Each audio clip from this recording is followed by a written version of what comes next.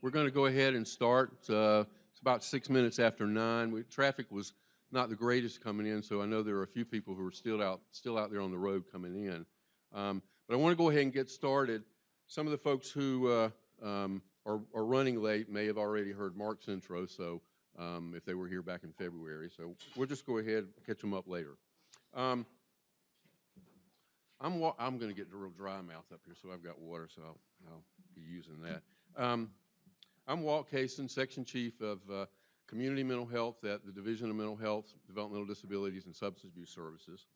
And I want to thank you all for coming to today's NC Practice Improvement Collaborative, Jumpstarting Community Inclusion, with Dr. Mark Salzer and Richard Barron of Temple University.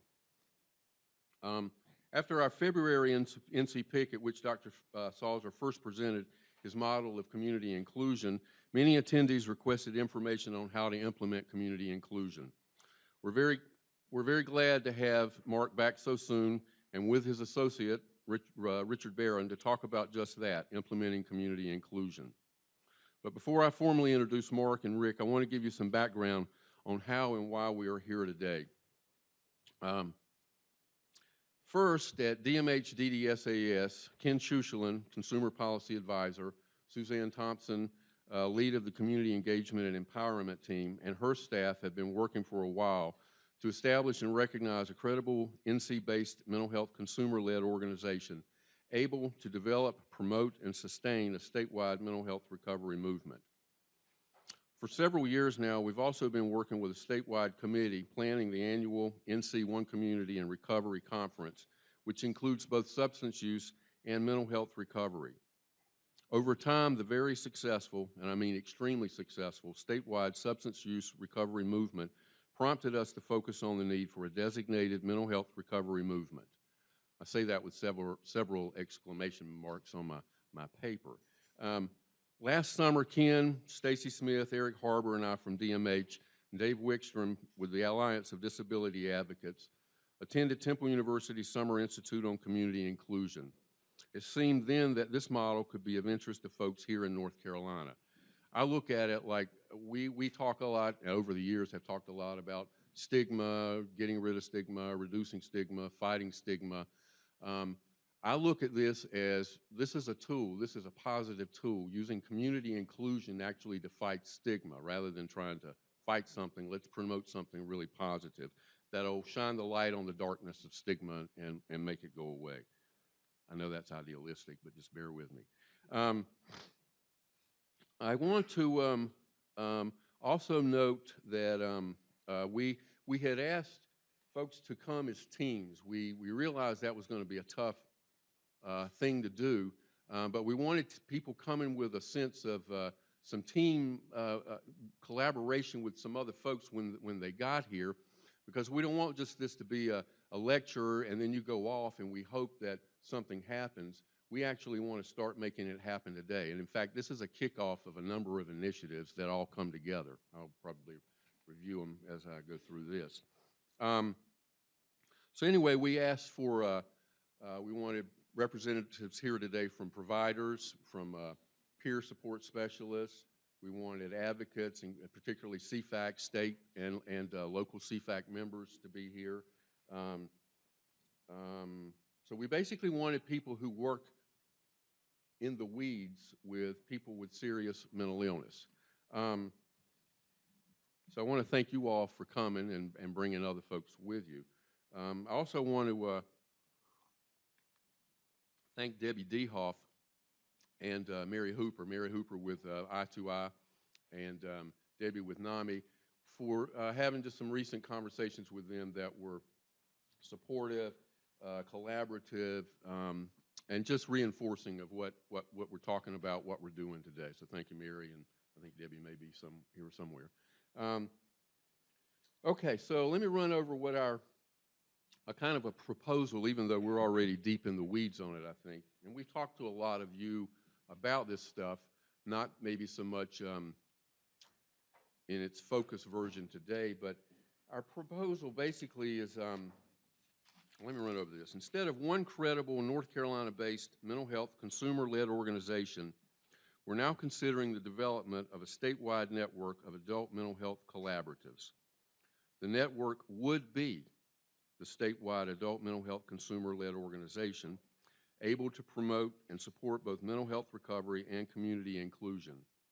Fashioned after North Carolina's 73 or so statewide child mental health collaboratives and 25 NAMI affiliates. That's a lot of grassroots groups around this state. It's around 73 local child collaboratives, mental health collaboratives, that are pretty vibrant. And they actually have a statewide child, family, youth state collaborative as well that meets every couple of weeks a month, I think it is. It's been very successful in terms of organizing and communicating and getting people on board with the same projects. After today, we're going to analyze our registration data for this NCPIC and the last NCPIC that we had in February to determine where registrants predominantly came, you all today and the folks who came in February.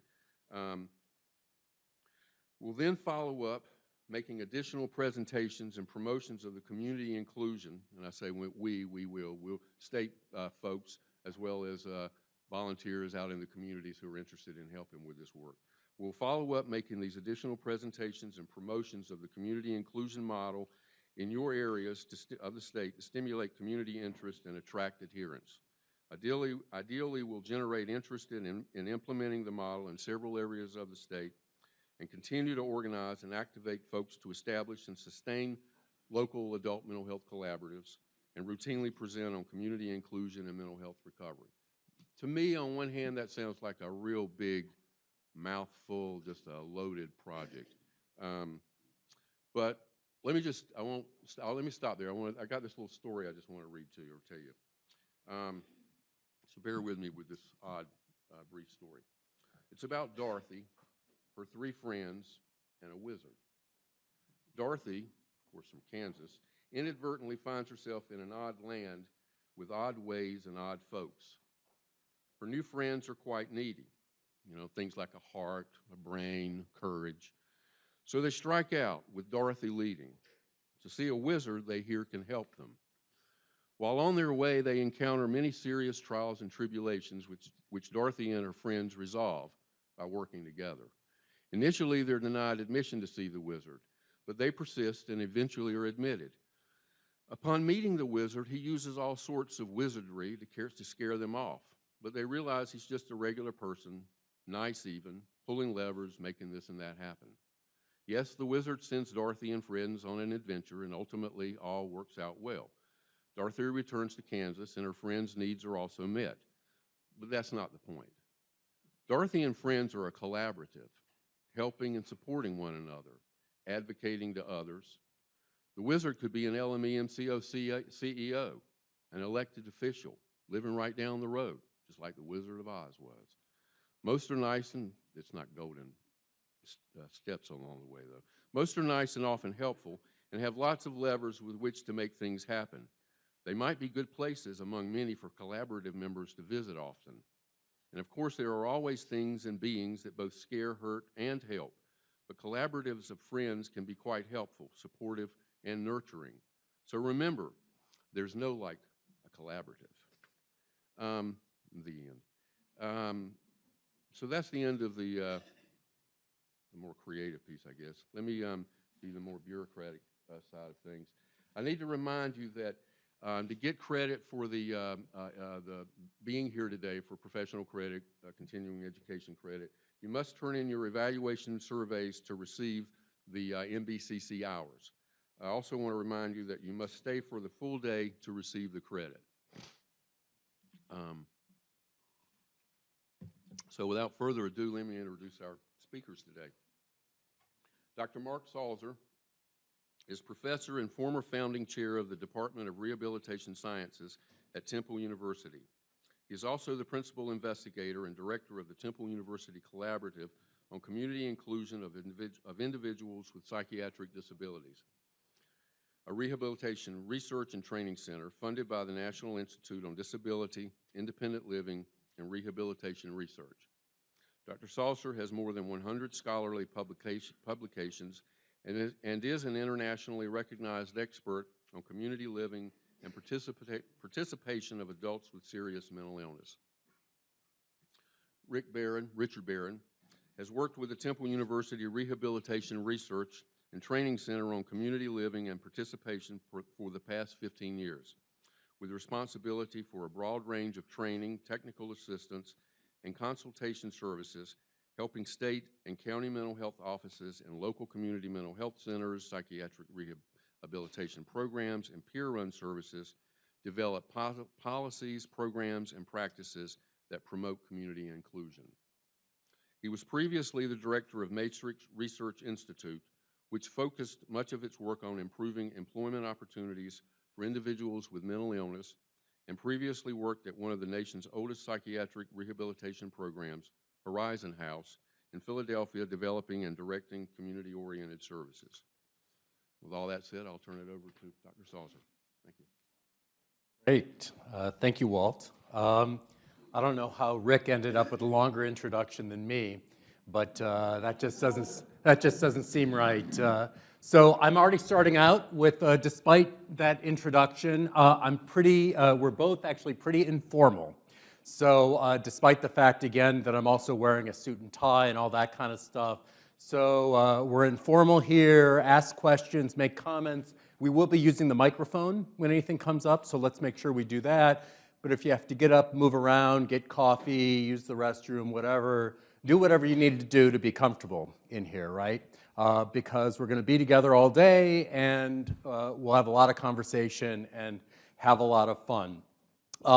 It's great to be back in North Carolina again. We were just here in February, so it's terrific to be here again, talking about community inclusion and supporting the promotion of community inclusion here in North Carolina. I also want to say that I'm thrilled to be here because an individual in this room, and why can't Mike, where are you? Mike Weaver. I don't know if folks know, but Mike has recently been selected to be president of INAPS, the International Association of Peer Specialists, right? The name, I usually just say INAPS, which is an organization that I've known about for a long time, since its founding. And it's terrific that you have the leader of this organization is here in North Carolina. And this is important to this discussion today because it's our belief that peers and peer-driven efforts are really critical for community inclusion to happen in partnership, in collaboration with all the other stakeholders, with state folks, with MCOs, with providers, with everybody else. But it's terrific that you have Mike here as a resource and leader in North Carolina, and pretty excited. You didn't know I was going to do this, but because I didn't know you were going to be here. So this is very exciting about that. I also want to thank the division and Walt and Lee for setting this up. This is terrific, and we're really happy to be back today. So let's talk a little bit about what we're looking to do today and the agenda. What we're hoping to do at the end of the day is reintroduce the concept of community inclusion. First of all, that's what I'm going to do in probably 10 minutes, which will be like an international, world record for my being able to talk about community inclusion, why it's important, and the fundamentals. And that actually reminds me to ask, who was able to be at the February PIC that we had on community inclusion? So there are a lot of you who weren't there, so maybe I should have spent more time talking about community inclusion, but you already get it. You're already here because you know community inclusion is important, and you hopefully know some of the fundamentals, but that'll be the early part of the day. Most of the day, we'll be talking about what are the essential steps or strategies that you can be thinking about in your agency or counties or system or whoever you're representing here today. How can you try to promote and further community inclusion efforts in your area? We're going to talk about that based in a document that my friend and colleague Rick Barron developed called Jumpstarting Community Inclusion. You've all read it. You all are completely impressed by this document. You think it's the best thing you've ever read. You look at it every day to get fresh new notions, and you've memorized it, and you're going to be thinking of Rick in every waking moment because that'll make him very happy that you do that. And you'll see why in a second. So we'll be talking about for those of you who haven't read it, Rick will be presenting the jumpstarting strategies after I present. We'll have a break, and then we'll start talking. We'll break you up into small groups, okay? Originally, the idea was that you'd come in groups of 5, but from either your agency or your county or some type of entity, we know that couldn't always happen. Other people couldn't be here. So we're probably going to break you up a little bit by region, right? West, central, east, and then north and south from that region.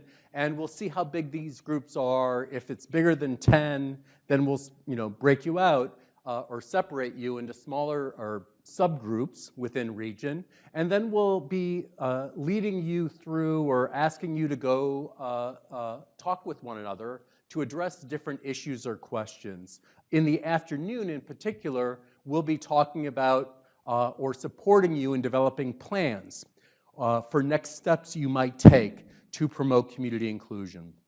Okay, so I know it's all a little bit vague right now, but I promise you you'll get it as we do it. So does anybody have any questions or comments to begin with? You're all really quiet. You're sitting very nice and polite. So no questions and comments, so that's great. I'll start talking about community inclusion because it is one of my favorite things to talk about. First of all, actually, when we talk about community inclusion, I also use the term community integration, and I'll tell you the difference. I'll spend a couple of minutes on this. Community integration refers to the opportunity to live in the community and be valued for one's uniqueness and abilities like everyone else. So the key here is opportunity. Opportunity for people who experience disabilities, including psychiatric disabilities, to go to work, go to school, date, parent, be engaged in leisure, recreation, intimate relationships, spirituality, religion, go to church, synagogue, or mosque, vote, volunteer, basically do anything like everyone else. That's what community integration is all about. And community integration is a legal right for people who experience disabilities. This isn't an option or a value or just a nice idea or something I came up with. This is a legal right based on the Americans with Disabilities Act and the Olmstead decision, the Supreme Court Olmstead decision that did a number of different things, but basically it articulated the fact that the ADA applies to people with serious mental illnesses, people with psychiatric disabilities. The Olmstead decision led to the President's New Freedom Commission report and the New Freedom Initiative. And some of you, for better or worse, are more involved in Olmstead-related issues here. But the key is this is a right for people to be involved in the community like everyone else, and that is important. I mentioned a second ago that I talk about community inclusion and community integration. Here in the US, we primarily use community integration because that is the ADA language and it's the language of our policies. We also use the term community inclusion, which is actually, or social inclusion, which is a term that people use primarily in the rest of the world. Outside of the US, primarily Europe and Australia and other kinds of places. Community inclusion refers not only to providing opportunities, supporting people in living in the community like everyone else, but also creating a community that is welcoming and embracing of people with differences, people who experience disabilities. So it's more Community integration can be thought of as a little bit around accommodations, right? We'll support you, we'll try to reduce barriers, we'll provide accommodations to try to make it easier for you to participate in our society or in our workplace or in our college or university or school or community center or church, synagogue, or mosque. That's community integration. Community inclusion, which is what we aspire to, is creating communities that welcome and embrace people, that say, hey, we want you here. We know that we're better as a community, as a place, when you're present. You increase our knowledge, you make us a better place. And that's what inclusion is all about. So really, for the rest of the day, we'll talk about community inclusion. We'll be using that term. If you want to talk about the distinction a little bit more, just get me during break or lunch or something like that. But hopefully that makes sense. The point our center is trying to make is that community inclusion is more than just a right, or community integration is more than just a legal right, that people have the opportunity to live in the community like everyone else. We like to make the point that community inclusion and the resulting participation, increased work, people going to work more, people going to school if they want to go to school, people dating and having intimate relationships if that's what they want, people going to church, synagogue, and mosque if they want, people voting and volunteering and going to gyms and doing all those kinds of things, that participation is not only a nice idea, it's actually medically necessary. This is beneficial to people's physical health, people's mental health, and people's cognitive health. This kind of participation is actually good for all of our brains, right? There's research indicating that being physically inactive, engaging in what's called sedentary behavior. Sedentary behavior is this, right? It's sitting and it's lying down, right? That's sedentary behavior. Sedentary behavior is bad for all of our brains. It is associated with poorer memory, poorer executive functioning, these kinds of things.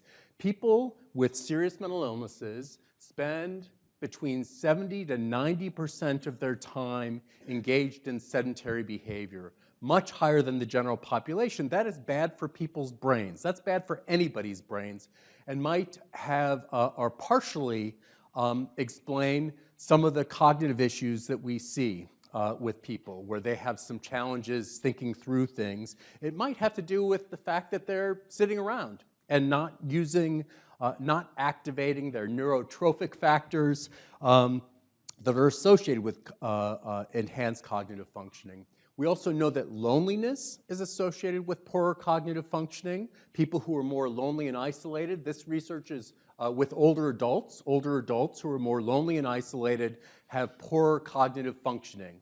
Memory, executive functioning, problem solving, these kinds of things people aren't doing as well if they're lonely and isolated. If they're staying in their homes, if they're not doing anything, they're not interacting with other people, that's also bad for people's brains. We know that people who experience psychiatric disabilities, the same type of thing, okay? This is a major factor. The last factor that's associated with cognitive functioning is poverty. Poverty is bad for anyone's brain, okay? And we know that people with psychiatric disabilities have much higher rates of poverty than the general population. This is why work, increasing income to some extent, is critically important and medically necessary. We have good evidence that, again, people who experience psychiatric disabilities, schizophrenia spectrum disorder, bipolar disorder, major depression, want to do all these things. They're interested in doing it. They can do it with the proper supports and services, and they should do it. We have research that indicates that people with serious mental illnesses who are working and going to school and have intimate relationships and parenting and going to church, synagogue, or mosque, all of these things, by the way, if they want to do it, so self-determination is key, that this is good for, again, physical health, mental health, and cognitive health, okay? It's a medical necessity. This document right here, Well Together, We make some of these arguments and provide more of the evidence in this document. We developed it for an agency in Australia that asked us to put it together because of changes that are happening in that country around their insurance, their disability insurance scheme, and their Medicaid system, their public health insurance system. You can download this, you can Google it, Well Together, sometimes put my last name or this guy's last name, and it'll pop up, and it's free. You can take a look at it. It's a little thick, but again, great bedtime reading, and that'll be good stuff. So all these things are in there, and we're also happy to talk with you a little bit more. But the one reason I wanted to make this or talk about this very briefly is when you go back to your agency or county, or other entity, this information will be important. You'll be able to go back and say, this is why we need to do this, right? Medical necessity is not just pills. It's not just other types of therapies. It's not just getting people to appointments, their medical appointments. It's also this stuff. This stuff is important, and this stuff is the law as well, supporting people in living in the community like everyone else. So this is what's going to be the world record breaker. By talking about the fundamentals of community inclusion and participation, I'm going to quickly go through these. They're not going to be the basis of a lot of our conversation. We aren't asking you to figure out how you're going to apply fundamental number 4 or 8 or whatever into your planning. But it's good background that we think is important for you to know about and be familiar with as you develop plans for promoting community inclusion. These would be the things when you actually create new policies or programs or practices, again, in your agencies, counties, or other entities. These are the things that we'd be encouraging you to pay attention to. And all of these fundamentals do have an evidence base or a conceptual base. There's a theory or concept or framework that underlies them. Okay? These fundamentals are also described in that Well Together document. Okay? So if you download that, you'll be able to see these along with all the evidence, those kinds of things. And I've got to say, I typically go through these fundamentals. The shortest time is like 60 minutes. So you're going to get the 11-minute version. So fundamental number 1, community inclusion is important. This is really essential actually it is related to educating the communities that you're working in. And the basic argument that we make here is that medical necessity argument, that people with serious mental illnesses want to participate in the community. Not necessarily do all those things, but people want to do these things, people could do these things, and people should do these things. That this is important for people's physical, mental, and cognitive health. So making, for everybody to understand that community inclusion is important is the first fundamental for making community inclusion happen. Community inclusion applies to everyone who experiences a disability, including a psychiatric disability. The reason that we created this fundamental is in the last 15 years or so of our center, we've been talking about these issues, community inclusion, community participation, and we'd get some of our colleagues who would say, Mark, look, that's all well and good, but the people that I work with, Mark, they're really sick. They're really, really impaired. We've got the most disturbed people around. That might work for some of those folks that, you know, for 5% or 10%, but the people that I work with, you know, just too ill to do this kind of stuff. The research suggests that that is not the case. That people, even people with very significant impairments, people who are actively hallucinating or have delusions or mania or depression or those kinds of things, people still can participate. People still have the right to inclusion and can participate to some degree. There are exceptions, certainly. If somebody has such significant issues that they're in the hospital or literally can't get out of bed, then that will be a challenge. But short of that, people can participate, and we have good evidence indicating that. There's research looking at people who have been in psychiatric institutions, sometimes for a long period of time, and there were concerns that these people would never be able to make it out in the community. We have good research suggesting that not only can these people make it in the community, but they actually do pretty well, and they actually do better than they would have done if they remained in the institution. There are some people who like to talk about, for example, fewer institutional beds, those kinds of things as leading to homelessness and increased incarceration. It is my belief, and I think we have some evidence suggesting that that's probably not the case, that deinstitutionalization and fewer people in hospitals leads to homelessness and incarceration and those kinds of things. So people can live in the community, and we can't predict who's ready to participate.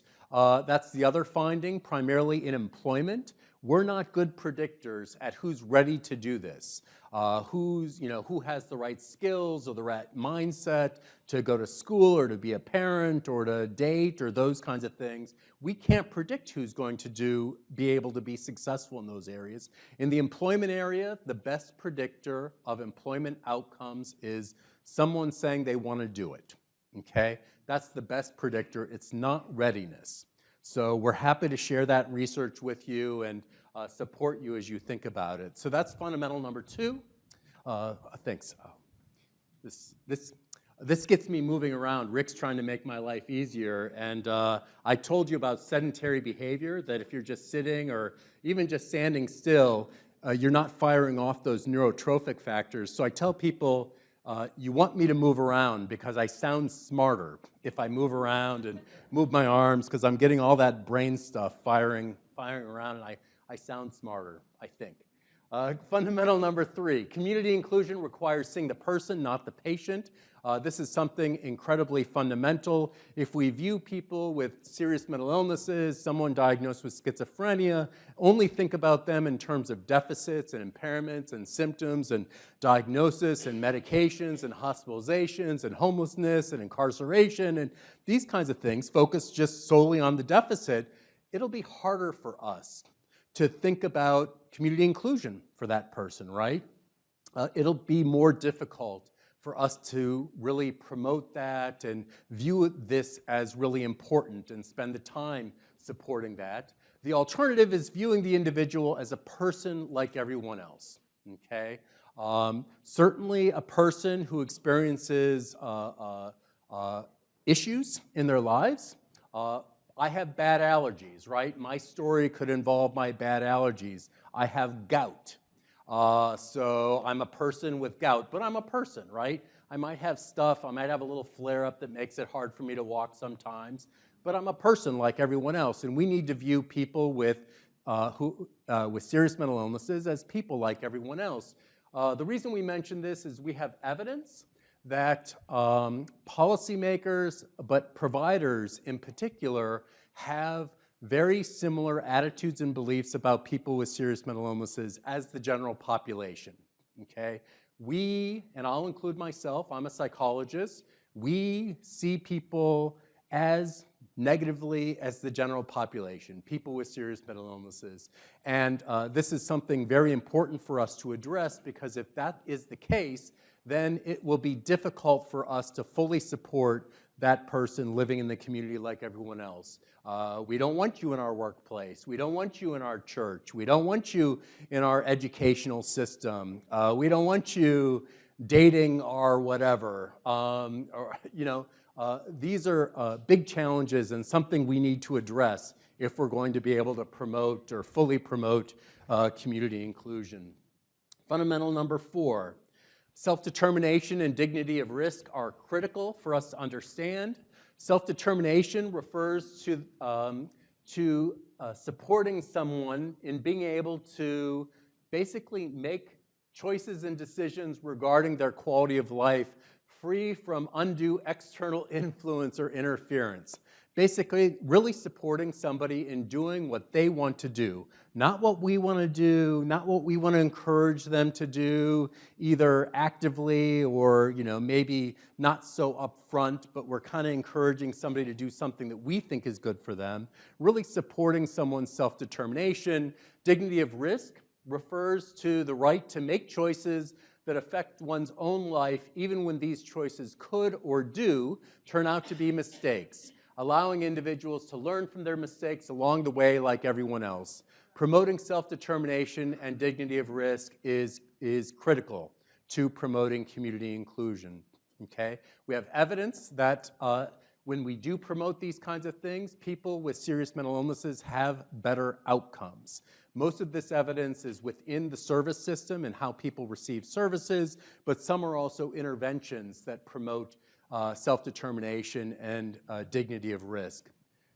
One question I often get when it comes to dignity of risk is, Mark, look, you mean everything goes, right? Whatever the person wants to do, we support them in doing that. So they say they want to go, gosh, what bridge do you have here? Somebody wants to go jump off a bridge locally. We just say, oh, go ahead, it's okay, that's dignity of risk. That is not dignity of risk, right? We're not talking about choices that will affect your life or death choices, especially if you want to hurt somebody or hurt yourself. That is not promoting dignity of risk. But things short of that, we support people in making their decisions and choices and learn from those things, just like all of us learn from our mistakes. I usually ask who has never made a mistake in their life and who has, well, some of us probably don't learn from some of our mistakes, right? We're still making them over and over again. I'll think about that. I'll come back to you with mistakes that I've made over and over again. But this is critical, and we need to be supporting programs and initiatives that facilitate dignity of risk. Multiple domains of mainstream life should be sought. Basically, this means that we need to be looking beyond employment and housing, okay? Employment and housing are two of the top things that people say they want in their lives, right, that are important to them. This is great. It's also two of the top three things that all of us say are important in our lives. We want a good place to live, and we want a job, hopefully a job that pays well and is meaningful, but we want work. The third thing that people say, all of us say, and people with serious mental illnesses say this too, intimate relationships, right? Dating, relationships, this is critical, what people want. Most systems, when they talk about community inclusion and community participation, focus solely on housing and employment, okay? Usually housing comes first, employment comes second. Both of them combined, the budget is probably like 2% or 1%, or actually I did yeah, it's very low. So we need to not only increase the amount of money that goes to promoting community inclusion and community participation, but we also need to be thinking beyond housing and employment, supporting people around dating and parenting and leisure and recreation and religion and spirituality and voting and volunteering and education and all these kinds of other areas are also as important to people and as beneficial for people as housing and employment. Fundamental number 6, seek participation that is more like everyone else. What this means is we look at participation that's more like everyone else. What that means is instead of participation that occurs at an agency or an institution, we're talking about participation that's in the community. Let me give you an example.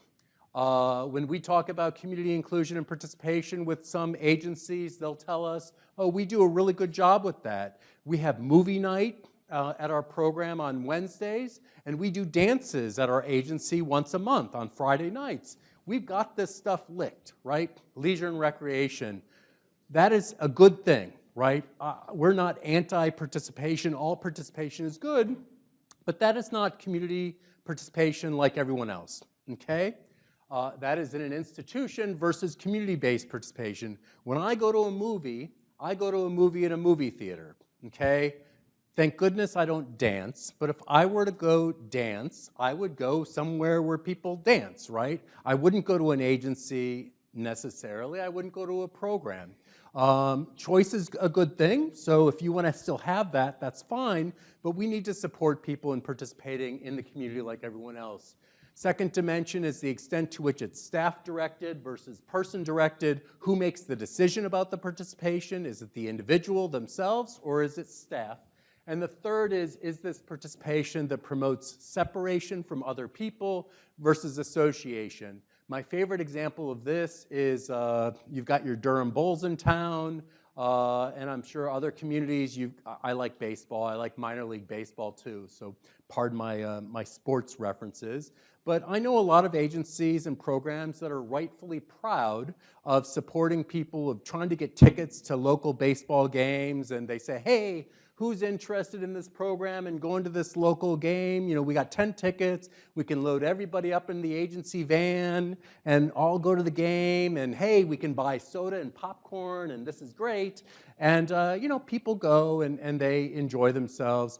But what happens when you have this big group, even going out to the community-based participation, it doesn't promote association or interaction with other people who are not part of that program or agency. Okay? We need to be looking for opportunities, even out in the community, where people aren't necessarily going in these big groups to engage in that activity. Okay, does that make sense? We're really trying to promote association. Oftentimes what this means is, it means that we need to be supporting people, doing things, we need to develop individualized plans for people, or support people in doing things with, you know, the one or two other people who really like baseball in the program. Not everybody likes going to these minor league games, but they might go because it's the only thing going on. We need to support people with opportunities to associate with other folks.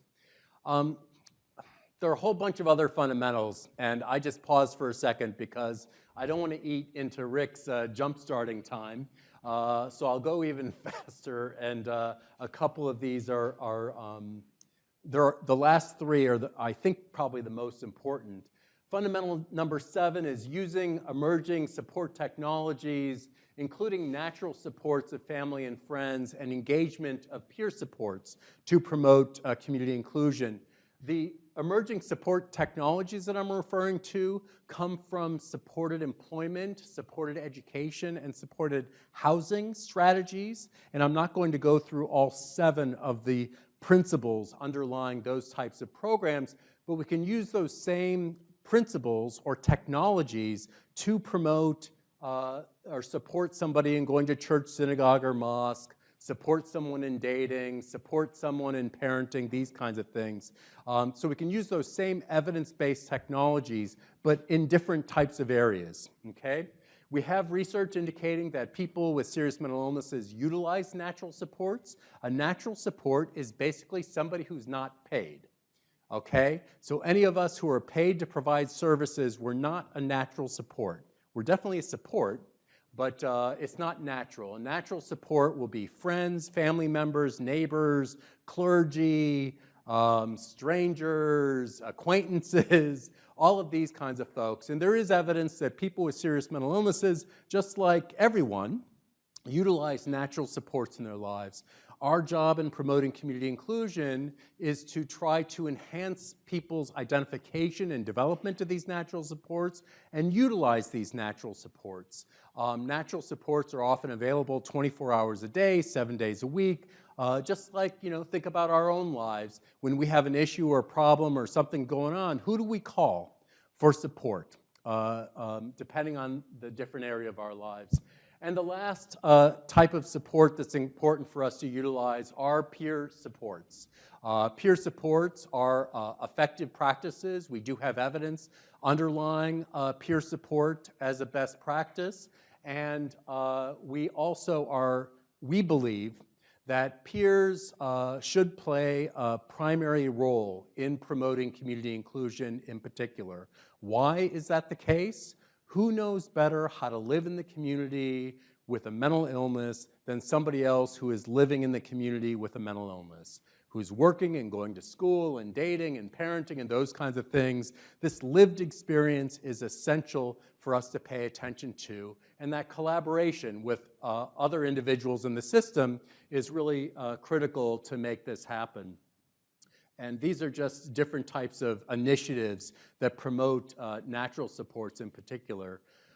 Supporting family members around community inclusion is really important. I'm not going to talk so much about this, but engaging family members who also are participating less in the community. Family is a tremendous resource. We know that there are strains that some people have with family members, which, by the way, is just like everyone else, right? Yes, you laugh. I'll laugh too. We all have strains in family, right? It's not just those people we're working with, right? We all have family strains. Some people don't talk to their parents. Some people don't talk to their siblings or don't get along. I'm not talking about people diagnosed with schizophrenia, other people, right? But we need to support family members and think about how family can be incorporated and supported in their own community inclusion. And actually, today, we will be releasing, our center will be releasing a document on promoting family leisure and recreation, family-based leisure recreation. How do you support families in doing things out in the community with one another? So it not only supports the individual, but it also supports the family members, and it's around something fun and enjoyable. We're not talking about symptoms and hospitalizations and those kinds of things. We're doing something fun as a family. So go to our website, try to take a look at it, go to our Facebook page, those kinds of things. I'm going to end with 3 fundamentals, and they all have to do with the importance of the environment. Okay? Fundamental number 9, environmental barriers must be identified and addressed. What this refers to is a conceptual framework for understanding disability. So let me explain. A traditional perspective on disability, right? Somebody with an impairment who's not working or going to school or dating or interacting with people, having a lot of friends, somebody diagnosed with schizophrenia, right? They have some impairments, some issues, and they're not working. They're not going to school, not dating, those kinds of things. And the traditional perspective is they have a disability. They're disabled, right? I usually call this person John. Actually, sometimes I call him Mark. So Mark, I'm diagnosed with schizophrenia, right? I'm disabled. The disability is within me. In order to help me go back to work or go to school or to date or to parent or whatever, you got to fix me. Okay? You got to give me good pills, you have to give me good therapy, give me good services, you fix me, and then maybe I'll get good enough, I'll become well enough to be able to do those kinds of things, to participate in the community. That's the individual model of disability, a traditional view on disability. There is another perspective on disability that views disability as not existing within the person, right? That disability actually is an experience that people have. That's why sometimes I'll say, or most of the time I try to say, an individual who experiences a disability, right? The disability experience is not working, not going to school, not parenting, not going to church, synagogue, mosque, all those kinds of things. And it results from a poor person-environment fit. There's something about my uniquenesses and differences that doesn't interact well with the work environment, right?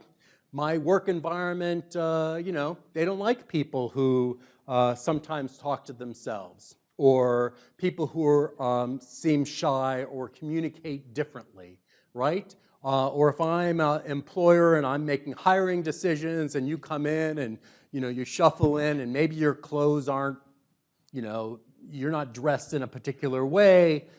As that employer, you're not hiring this person with this uniqueness and difference. Has nothing to do necessarily with that person's ability to do or perform that task, right? It's just a poor fit with that environment. The social model of disability says we need to understand that that's where disability comes from. And to address it, we can do 2 things. We can address the individual, right, and try to fix me, with schizophrenia through our pills and therapies and those things and try to create a better fit, okay? We can do lots of training and skills training and all that kind of stuff and create a little bit of fit. And this is what we do now, okay? But it's not a great fit. We can also address the environment. We can reduce prejudice and discrimination, stigma. We can address poverty, we can address transportation, we can address access to services, including transportation. My transportation buddies are over here. These are environmental barriers, right? This has nothing to do with the person's issue. It's, transportation can be a problem.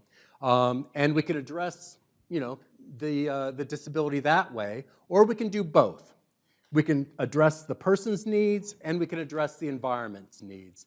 That's promoting community inclusion based on a social model of disability perspective. That requires us to acknowledge and address these environmental barriers. Again, poverty, prejudice and discrimination, access to resources, transportation, all these kinds of things. We're still working on the research on this, but there is an indication that maybe half the reason that people with serious mental illnesses are not living in the community like everyone else is because of the environment, right? It's not because of the impairment. I know people with very significant issues, impairments related to their diagnosis, right? These people, I know these folks can work, right? And if we had the right environment, folks could work and benefit from the meaning associated with that work and the income associated with that work. So addressing environmental barriers is critical. It's not a traditional way of thinking about providing services, so it's critical.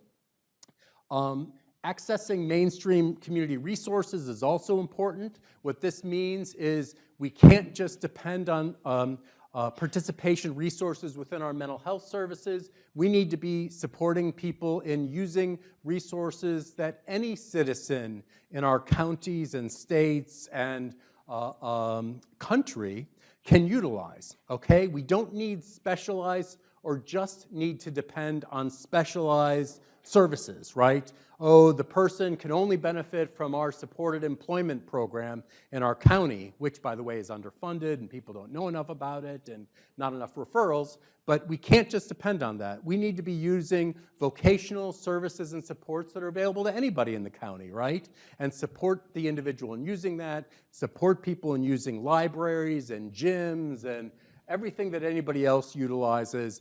We need to support people in using those resources. And the last fundamental 11, is the need to establish welcoming communities. This is critical, especially from a community inclusion perspective. How do we work with the broader community and society to welcome and embrace people who experience disabilities, including people who experience psychiatric disabilities, right?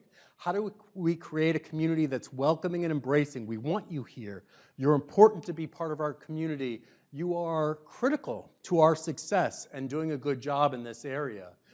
That is what creating a welcoming community is all about. Creating welcoming communities among employers, among colleges and universities, among secondary institutions, among church, synagogues, mosques, every community, the larger community and smaller communities. How do we support them in understanding the importance of welcoming and embracing people with serious mental illnesses? So hopefully I've got your brains charged up a little bit, and I'm going to now turn it over to Rick to start talking about some of the strategies for promoting community inclusion. Well, oh, yeah.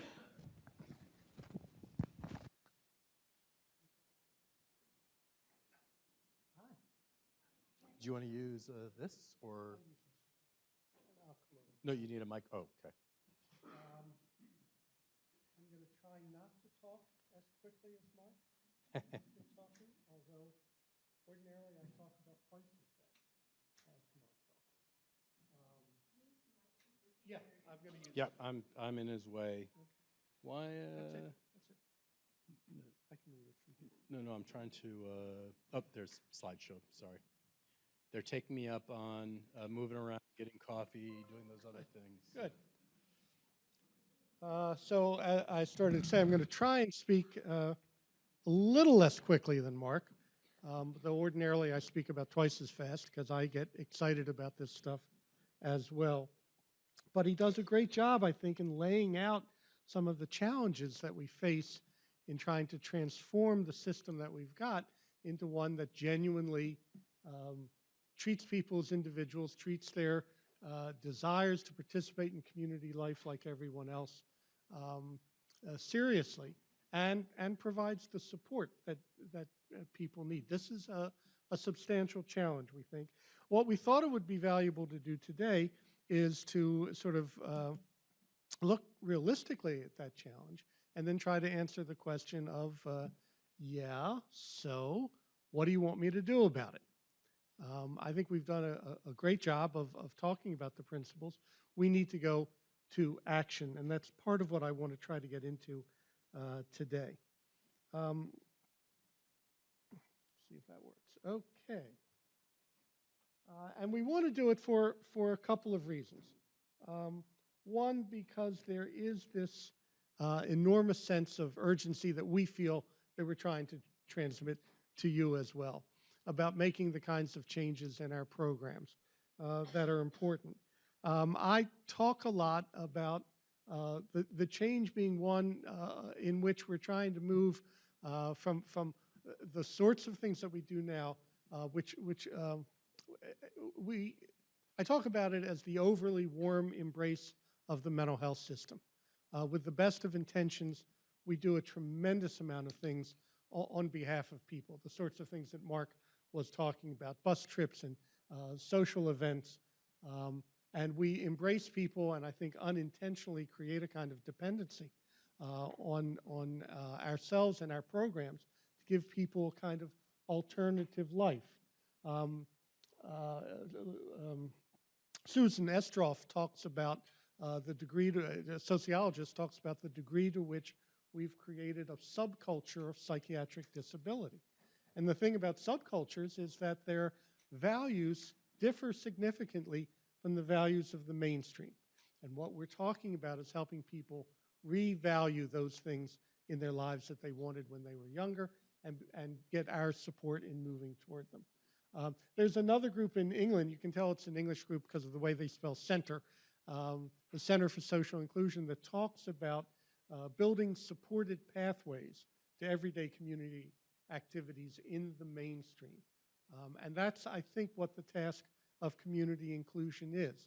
It's not saying we're not doing this anymore, you're on your own. It's really saying we're going to build this supported pathway for you and help you to engage in the kinds of activities in the community that you're interested in. And for me, at this point in my life, it's looking at the issue and a sense of urgency that we not abandon yet another generation of people, those in their teens and their 20s and their 30s, to a lifetime of activity within the mental health system would really help them move into the kinds of lives that they are really interested in. And so one of the things that we did was decide to create this toolkit of actions that people could take. We do a good job, I think, we've always done a good job of talking about the principles and the research and the background to this. And it does provide a great solid foundation for community living. And as Mark has just gone through those principles, what a good community inclusion program would look like. But we haven't yet seen the kind of movement, I think, in a lot of places where we construct the policies, the programs, and the practices that really help people bring community inclusion to life. And there are really very few widespread mandates of federal policy or state policy that really are pushing agencies and programs and psychiatric rehabilitation programs and peer-run programs to create this new approach that we call community inclusion. So we have a sense of urgency about needing to do it and thought that one way to do it is to begin to outline a set of activities that you could engage in. And that's why we developed the toolkit. It's really a compendium of ideas for community program leaders. both in traditional and in peer-run settings to jumpstart community inclusion. There are specific things that you can do. You know your communities best. You can best figure out which ones are likely to work, and that's the challenge that we have for you today. We seek to go beyond an understanding of the need for community inclusion and answer the question of what do we do next? I should say that the toolkit was developed in part based on the experiences that we've had working on these issues around the country. It comes in part from hearing what other people are doing here and there, where we've had the opportunity to work with people who have already made some movement. We have worked closely with program providers. We've worked closely with peers and peer groups to try to define this whole array of issues, and we've tried to summarize that in the jump-starting document, which I'm going to be looking at with you.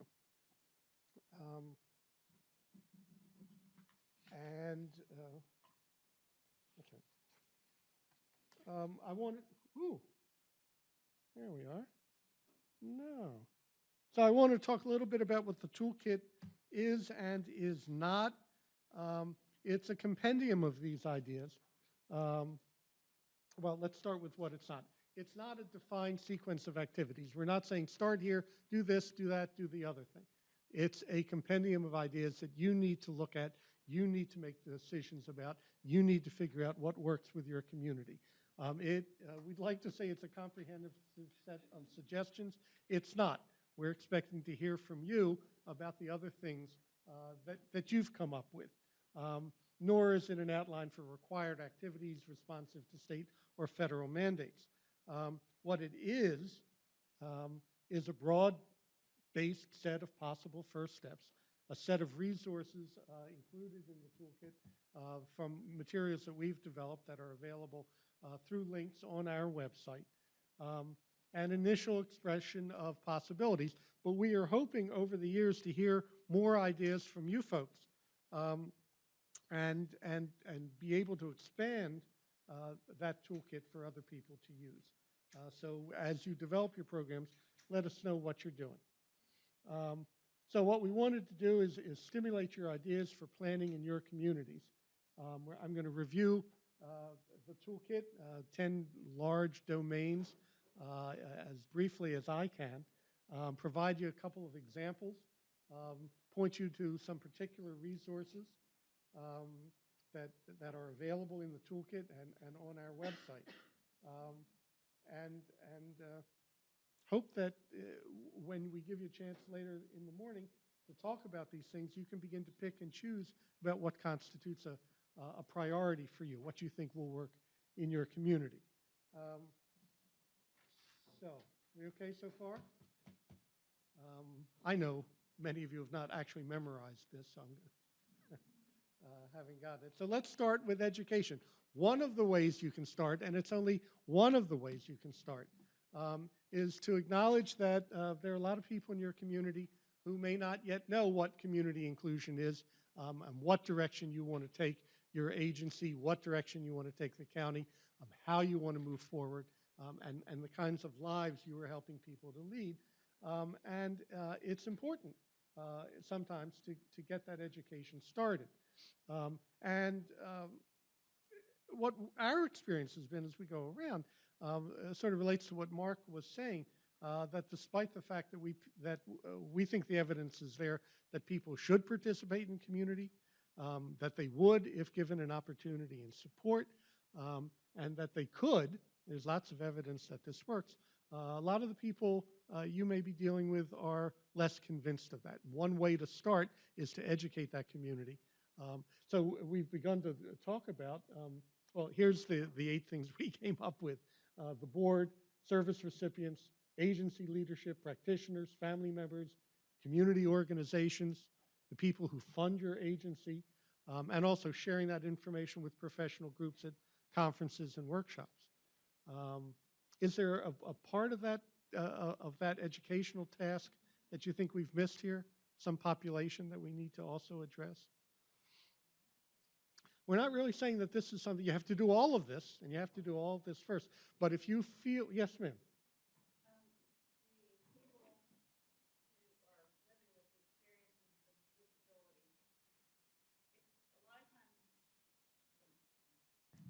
people who are actually living with the disability, I don't see them with, oh, service recipients. I'm sorry, it's there. What? I didn't see service recipients in the list, but I looked back and saw it, Okay. and I was worried. Sometimes the big variance, Would have been a good point. yeah, Yeah. if people don't have a vision themselves for their lives being different, you can do all this stuff, but they don't, Right. they gotta have the want to, they've lost the want to because. Yeah, and it relates to something because in doing any of this educational work, if this is where you want to start, you have to be prepared both to talk about it, to teach about it, to promote it, but you also have to be prepared to hear the resistance and the concern in almost any of these groups. And one of those groups are peers.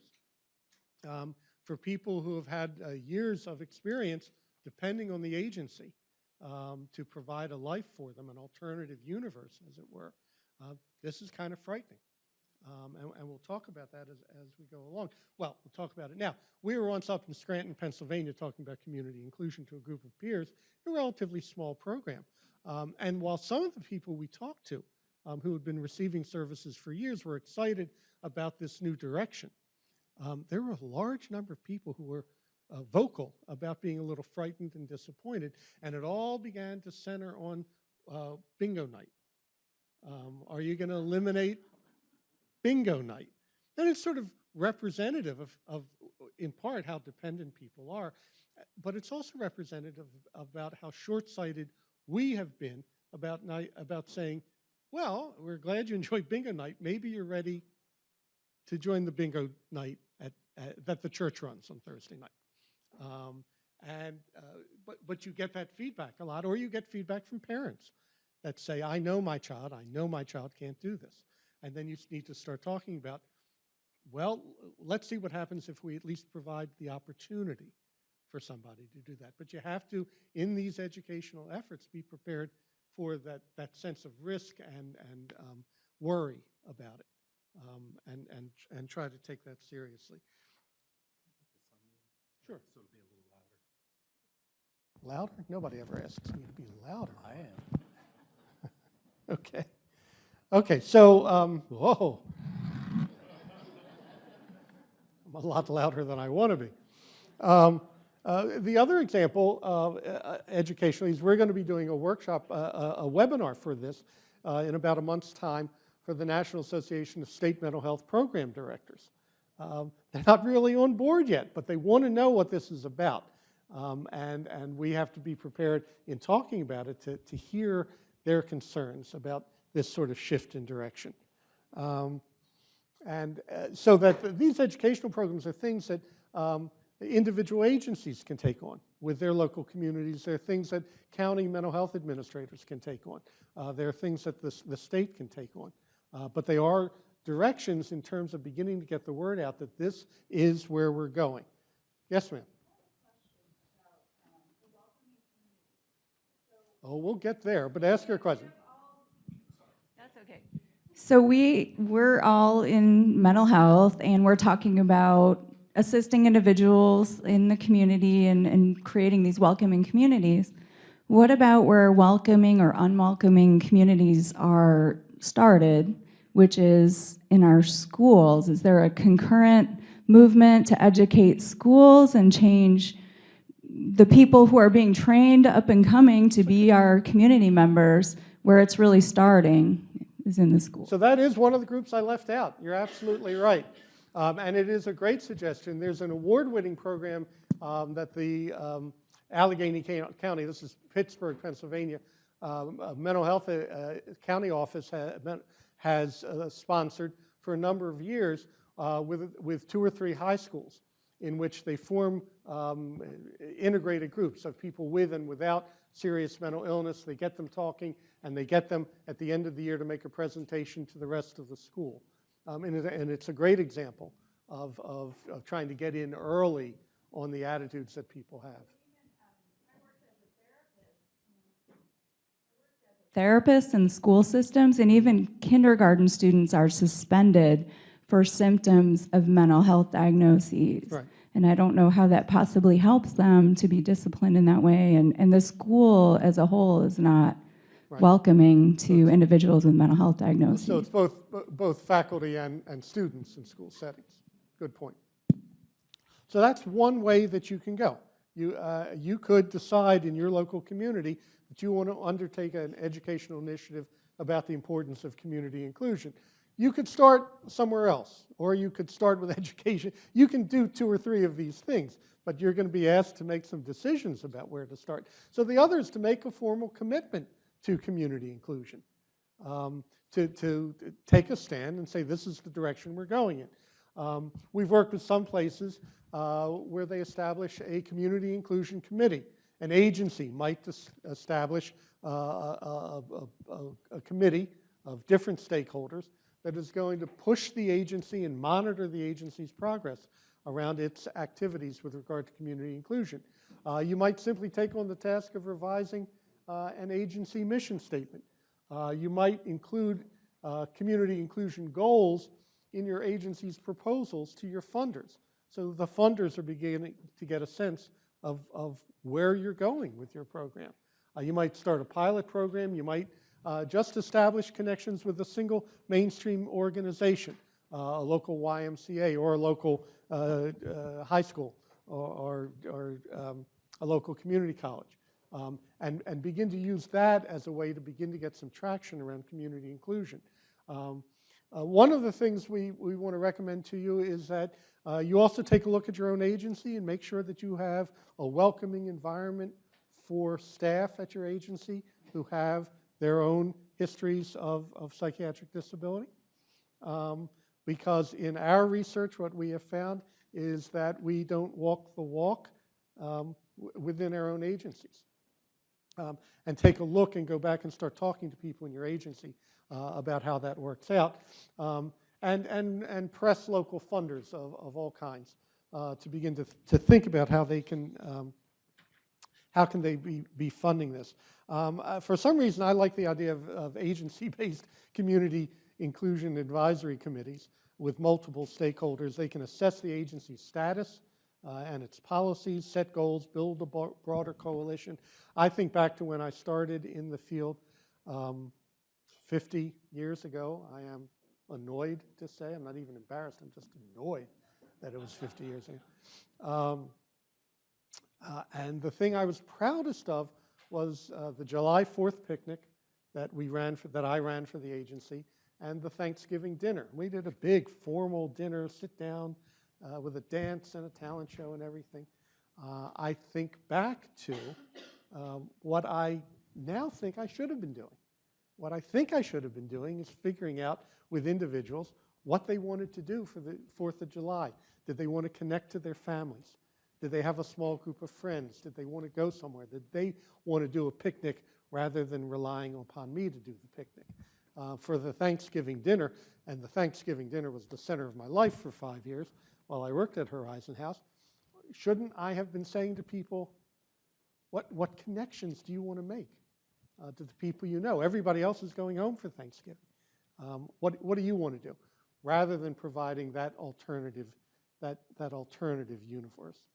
Some of the resources that you can find on the website that are listed in the toolkit, a county mental health administrator's toolkit that talks about what counties can do, county mental health authorities can do. And I was talking about making sure your own agency is a welcoming environment for staff. We have a welcoming work environments document that really goes through what you can do and what you should be looking at and how you can change your agency. That's a second area. Assess.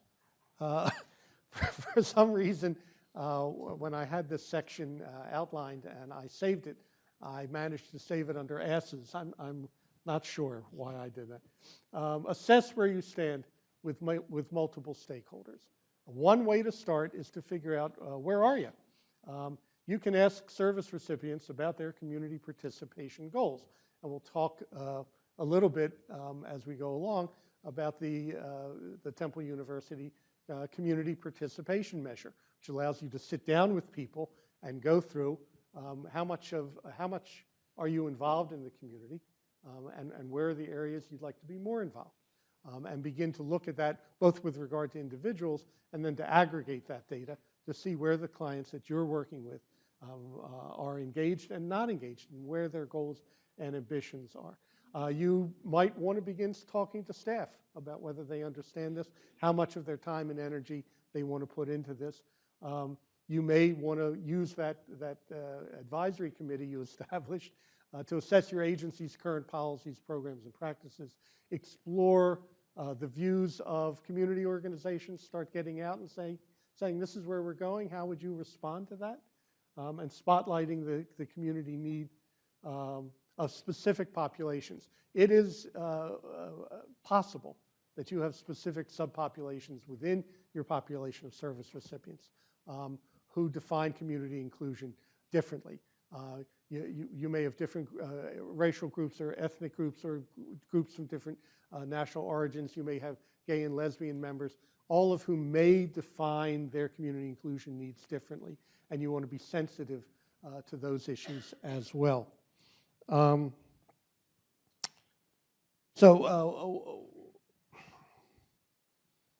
Just checking my notes. So one of the examples we use is this assessment that we did with a service delivery agency in McHenry, Illinois. They had gotten a letter from a parent of a young man they'd been serving in their mental health program for 20 years, saying she was very grateful to the agency for having provided services for this guy, that every day he got up, he went to the day program, he went to the workshop that they had established. It had given him a life that she appreciated. And while on the one hand, her question was, why is he still going there every day for 20 years? On the other hand, she recognized how important it had been. And because she had a lot of money, wanted to give them enough money to build a gym so people could be physically active. And for some reason, the agency had begun noodling around on the internet and found us, and they called and said, how can we respond to this woman effectively? And I said, well, let's talk about community inclusion. They went back to her and said, love the letter. We don't want the money for the gym. We'd like to use the money to hire community inclusion specialists so we can address that first question that you asked of why is he still coming here every day, week after 20 years. And that's what they did. They used that money to hire 4 peer specialists to serve as community inclusion specialists and begin working with people individually. A sort of transformation that was sort of based on their assessment of where they could go with the agency. The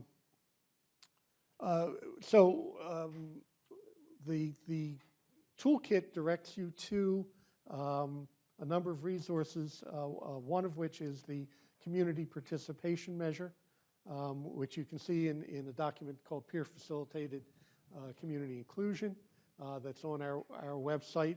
And you can certainly call us, and particularly Mark, who loves to talk about using the instrument, to see how you can begin using that instrument to assess where clients are and where they want to go with it. I think you'll find that helpful. And we're using that in programs in Pennsylvania and Delaware, that the community participation measure, to help people get a sense of both the status of current clients and where they want to go with it. Big one, funding. One of the answers you'll get when you start talking about this in community mental health centers is we just don't have the funds to do this. This is what I call one of the 4 evidence-based practices for avoiding change. We're big on evidence-based. One of the big evidence-based practices is we already do this. And as Mark was saying, maybe sometimes you don't. One of the other evidence-based practices is our clients love what we're currently doing. They love our programs. They love the Thanksgiving and the July 4th picnic. And yet, if you assess, you find people don't. But one of the big ones is we don't have the funds to do this. But there are opportunities to fund these programs.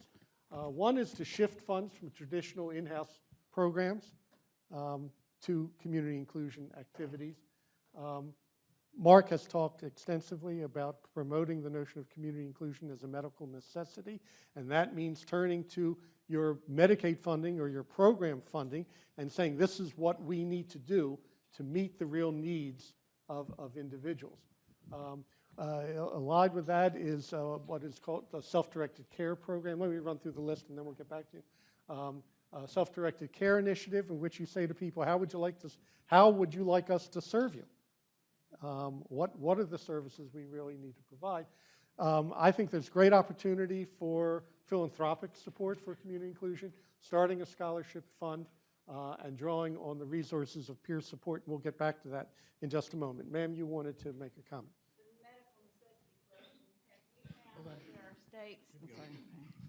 Have you found that there are states whose definitions of medical necessity just really don't allow much for funding this supportive kind of stuff? And if so, have you actually recommended or seen a state approach its administration to get that definition changed so it becomes a more rehabilitative, supportive kind of definition? Or has that been an obstacle, really?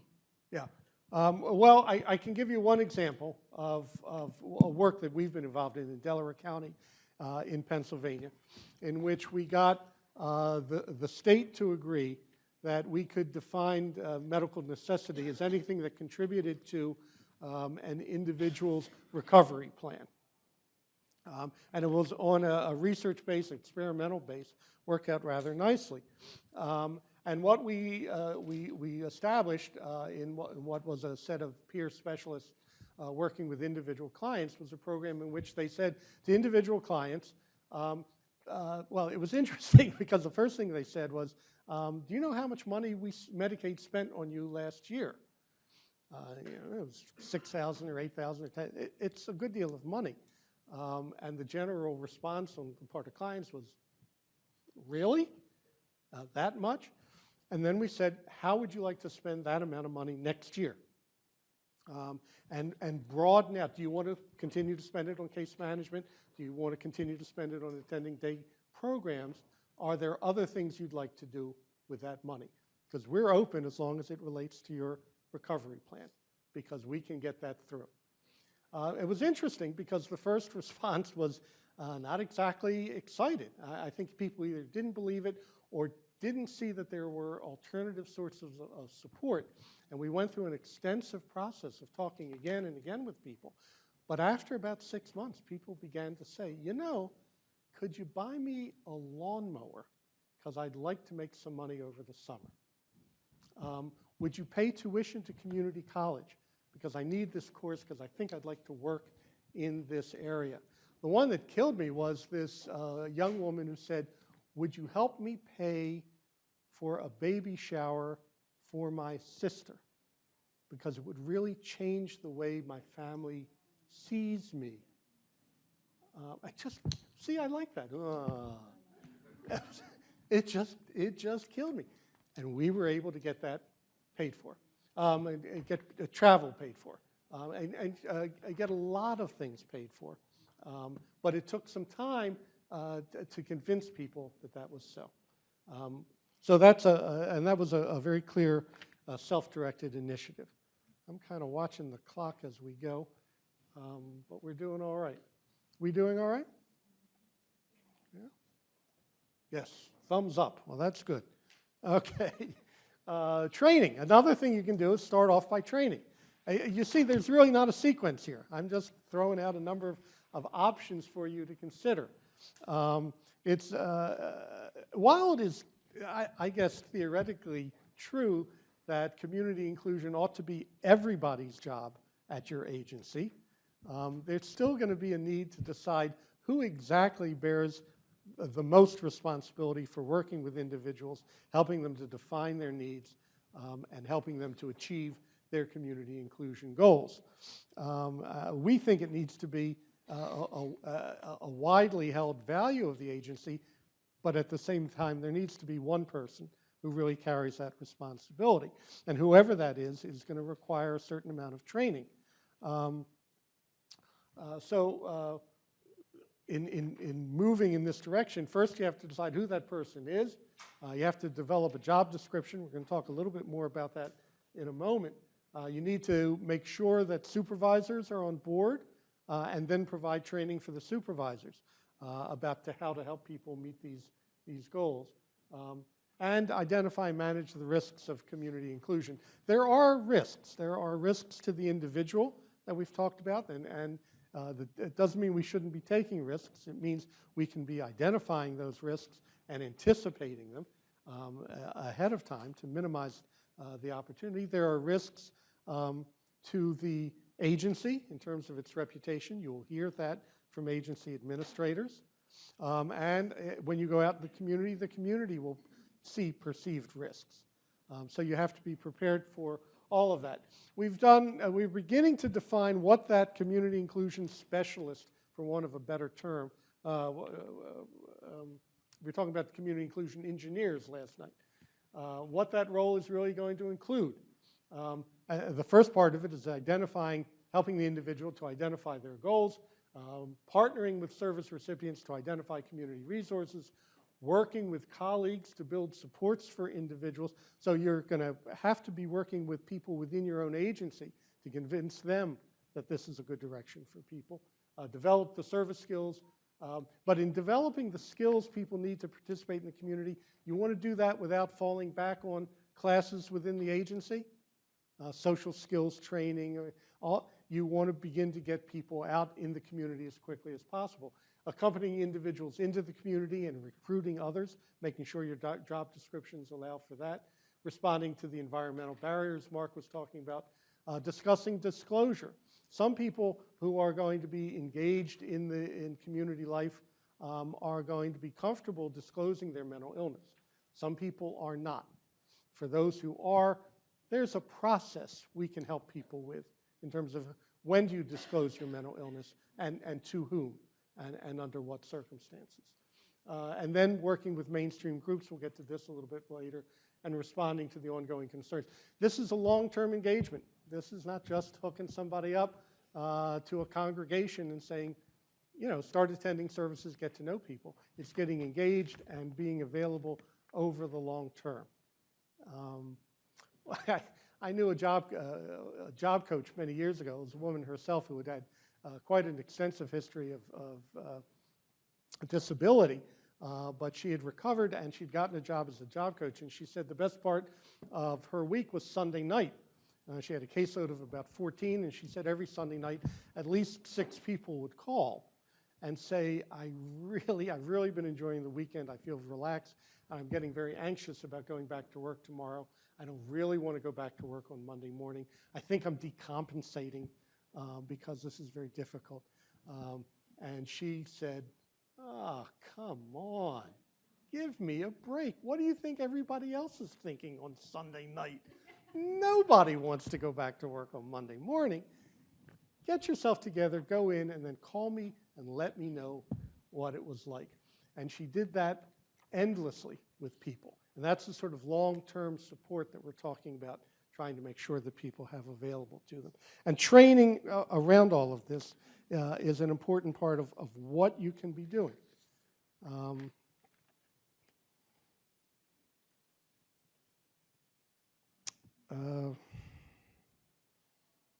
We do a lot of training around use of the TUC, of the Temple University Community Participation Measure.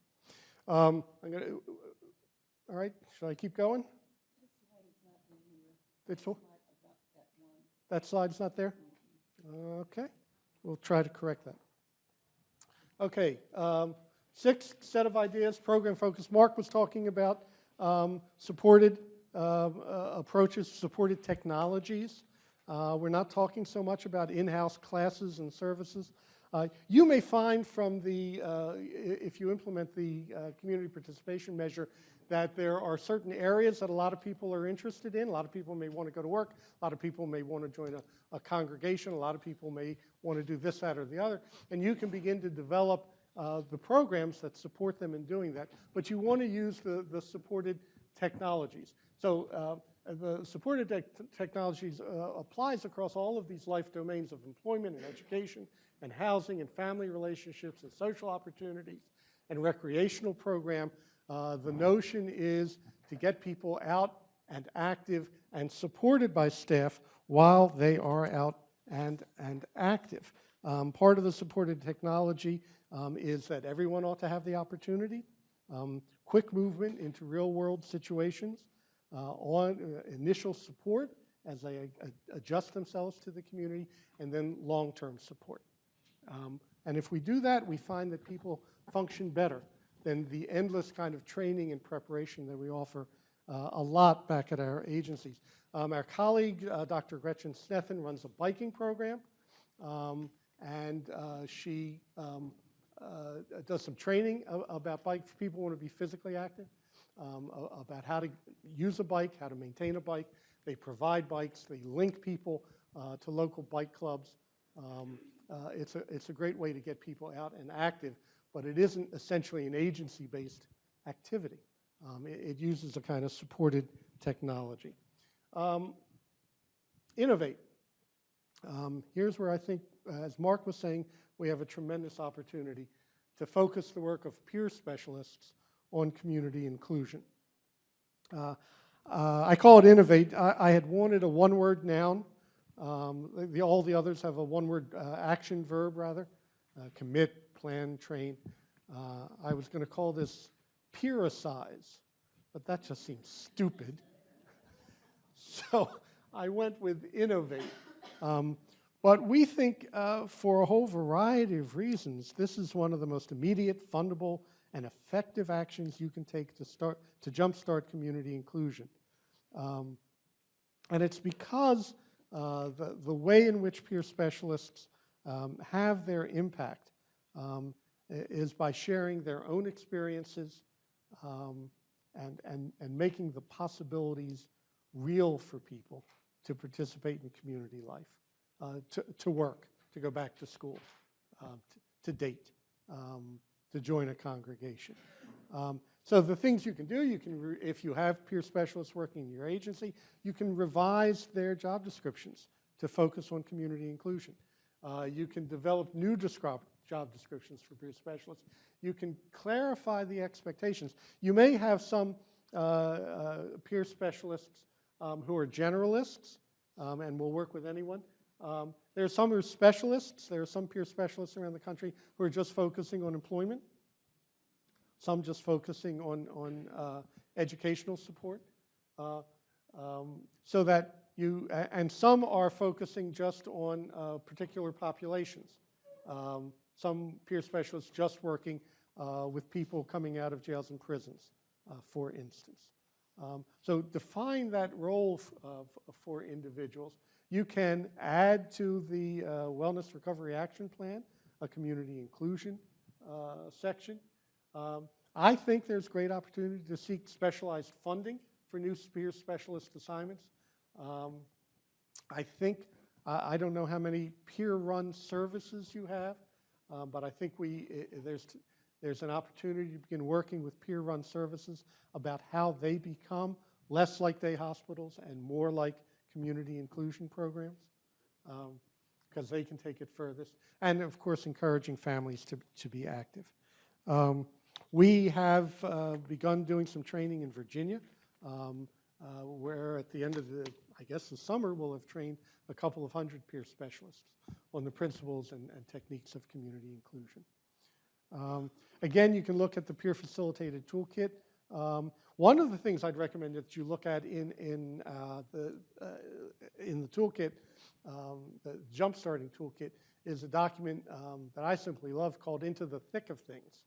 And it was developed by a peer group, and it is a summary of community inclusion activities that have been initiated by peer-run programs across the country. I just think it's a great read. And we also have another one called Helping People Connect to the Religious Congregations of Their Choice, the Role of Peer Specialists.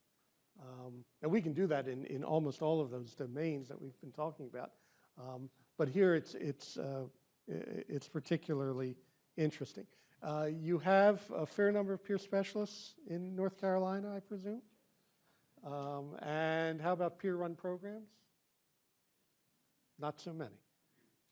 Few.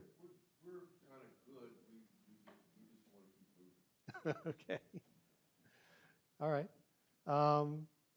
But I think there's just a tremendous opportunity to sort of think about the roles of peer specialists. Huh? Yeah, and redefine that role in a way that really focuses on this one area. What is the one that you mentioned about connecting with what again? You have a toolkit for connecting the community. Oh, around religion. Right. What is that one? That is helping people connect to the religious congregations of their choice. It's a tough area because a lot of programs are a little frightened about getting into both what Mark mentioned several times, intimate relationships, but also into religious life. It's pretty clear. It's clear that we're not saying you should be engaged with a religious congregation. We're exploring, would you like to be more engaged with the religious congregations, and can we help you with that? We're not promoting a particular religious congregation. We're helping people to decide what it is they want to do and how they want to connect. We did a survey quite a while ago in Bucks County, Pennsylvania, of how a group of peers were connected to the community. And what came back, interestingly, it was that about 70–80% were actually attending church every Sunday. But that's all that they did. When we looked at it more closely, what they did is they got up Sunday morning, they put on good clothes, and they went to church. And then they went home. And what they were saying to us in the survey is, I want to be involved in the life of the congregation. I want to get engaged. And you know, in America, religious life is terribly important. And one part of that is faith. And people want to be with the people who share their faith. But a big part of that, most churches realize, most congregations realize, is fellowship. They want to engage in a whole array of activities with people that give them a sense of connectedness to their community. And while it is around a shared faith, it's also around a shared sense of belonging and mutual support. And so we talk a lot about that and sort of overcoming our kind of, well, is that really an area I can get into in that document? But we think it is an area people can get into as long as you're clear about what the parameters, what the borders are around what you can do and can't do. You're welcome. This is the one we were talking about earlier. I'm sorry. Building welcoming communities. This may be the hardest of the tasks, but you may want to start there and figure out who in the community you can rely on. Because community engagement is going to depend a great deal on the willingness of the community to let people in and let them participate. One way to start is building a community advisory group of people in the community who can be your ambassadors to the rest of the community. Gretchen Stethen in our agency talks about hosting an activity fair, getting all the community agencies that are involved in recreation and leisure activities to hold an activity fair for the mental health community. It gives them an opportunity to interact and recruit new individual members. Helping community groups assess their own programs and practices. So you might go to a congregation that says they're willing. What they really want to do is host a Thursday night group for people with mental illness. And you start talking about, well, that's really not what we have in mind.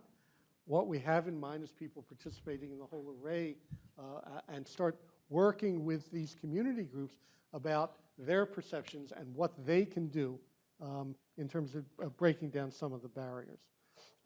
Reframing mental health programs. A lot of churches, yes ma'am, were you?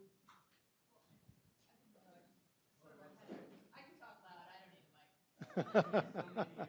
My kind of gal. But one of the things that strikes me about some of the community inclusion pieces that I hear not only from everyone is the idea of using a group to therefore enter the larger thing. So I have sort of as a single parent, I would join a single parents group at a church. And that Right. would be where I would connect and meet people that would make it so that when I go to the large activity, I have people to sit next to and I have people That's that a I good know. idea. And so I think I agree 100% about everybody should be at Sunday service, but sometimes I think when people start offering the Thursday groups, we don't want to necessarily throw up barriers because I have seen that be, Right. yeah. But and- and- it's that it's if the difference is whether the Thursday group is just for people with mental health problems, or it's a specific group that anybody can join. Right. Yeah. I mean, yeah, no, Okay. I think that people tend to, like I said, people will often sort of use that as a way to find people that they connect with in the community, and that's just sort of what, all sorts of different segments of the population And the do. same thing would apply to a YMCA. Find what kind. I used to take a group of teenagers to Wednesday night. We had a swim club. It would have been better if individuals who really wanted to swim joined whatever swim clubs they had at the Y, and I could support them. And I could also go to the Y and say, if somebody, this is where disclosure comes in. When you start working with community groups, you need to say to the individual you're serving, are you comfortable being identified as a person with mental illness? Because then I can go to the Y or to the pastor or to the person who runs that community college technical class and say, look, I've got somebody who wants to go. Here are his disabilities. I'm available if you need support. Do you have someone within your agency who can reach out to this person? I'll tell you a couple of stories. One was, again, in Bucks County, where this guy from the Mennonite Church was in one of our groups and talked about the fact that the Mennonite Church is a particularly socially responsible congregation, I must say. A new group home had opened up. They had 3 or 4 people from the group home attending Sunday services, and not entirely unexpectedly were a little disruptive. They kind of shifting around in their chairs, talking to themselves, getting up repeatedly to go out and smoke a cigarette. And the congregation was getting more and more upset about these 3 people. And they turned it over to a social affairs committee in the church. And their solution was to have one person from the social affairs committee call one of these people. And then a second person call a second person of the group home. Third member of the social responsibility call the third person of the group home and say, hey, we've noticed you're attending services. We're delighted to have you join the congregation. Would you like it if I met you beforehand on the steps of the church, sat with you, introduced you to people around the congregation? So there are those opportunities. There are those opportunities to turn to a Y and say, is there somebody who will open up their arms to this person? That depends on the willingness of a person to self-disclose. Some people are going to want to go under the radar, and that is, they have every right to do that, and there's some evidence that sometimes that works out best. But that's a very personal choice that people get to make. But trying to find opportunities in the community for people to participate is great. A couple of other examples. I got a minute or two that we've learned about. I was told by a program in Florida that a psychiatric rehabilitation program, that they had pardon the sexism, a number of women who wanted to learn to knit in the program. And they went to a local yarn store and they approached the woman who ran the yarn store and said, would you be willing to come out to the agency like every other week and teach a class on knitting? And this woman, God bless her, said, oh my God, no, I won't do that. I don't have the time to do that. That's ridiculous. Why don't you have those 3 women sign up for the classes that I run on Thursday evenings? And if they need support, then somebody from the agency can support them, but I'll know who they are, and if I have problems, tell me who I can call with it. And that's what we're looking for. There was a program again out in Pittsburgh, Pennsylvania, during the first, Obama's first run for the White House, who decided they wanted to register people in both community mental health centers and state hospitals to vote. So they formed a group of about 6 consumers who wanted to do voter registration within the community mental health center and the state hospital, and they went to the generic voter registration drive in their community and said, we've got this team, would you train them, and then we'll take it from there. And the voter registration office said, no, we don't want to do that. Here's what we'll do. We'll take each of those people and assign them individually to one of 6 teams of other people, and we'll make sure that each of those teams has at least one of the community mental health centers on their list to go to register people to vote. And then your people get a broader sense of who's involved in this stuff. That's more and more what we're looking for. And the last example, pretty closely in my own community, a group home decided it wanted to be a good neighbor, and they went to the local community association and said, we'll do the Tuesday night town watch. We have 4 people who will do the walk around the neighborhood, make sure it's safe watch. And again, they said, that's ridiculous. Let's take the 4 or 5 people you have and assign them to the existing teams that we have. That's what we're looking for. It's interesting that it seems to be coming more from the community than from us in these examples, but those are the opportunities we're looking for people to have. It goes to Mark's chart about separation versus inclusion, and getting people, giving people, structuring and supporting people in the opportunity to be engaged in community life, because you will find more frequently than you realize, if you don't approach the agencies or activities, really is what I mean, with a request for a program, and you just say we have some individuals who would like to be participating in this activity, you may find communities far more accepting of that sort of approach than any other way. Evaluate. Quickly, keep track of what you're doing. Find ways, even from the beginning, to note the kind of progress you're making. You can use the community participation measure to measure both individual client progress and aggregate progress for the agency as a whole. Or you could just ask service recipients in focus groups how they think the program is going, and a variety of other qualitative approaches. Well, that doesn't make any sense. Make sure you are doing these assessments regularly. And we would suggest that when you start presenting your findings at professional conferences. And the last is really celebrating as a way to build support for community inclusion. You want to broadcast what you're doing and its successes as broadly as possible into the community, making sure the community you're in knows that change is in the air, that this is a new direction and a successful direction.